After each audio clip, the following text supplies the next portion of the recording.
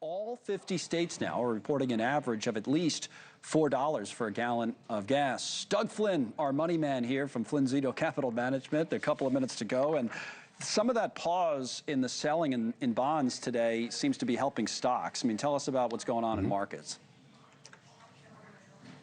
It does, yeah. I mean, you have 7 states over $5 a gallon now, and California is over 6, as you know. And so what happens is that inflation on gas prices just feeds into a whole bunch of other relative inflation types of environments. So we're getting a little bit of a reprieve today, and so the yields are coming down a little bit. So the market's rallying on that because we got some good news today. But tomorrow we may get bad news. But the point is, we're coming into the key driving season, and it just doesn't look like gas prices are going to abate anytime soon, even if we get a drop in oil in the near term. One of the groups really getting hit by all of this are small business owners. If we take the telestrator here and we have a chart that shows from Bank of America's Small Business Checkpoint report, small business profitability, okay?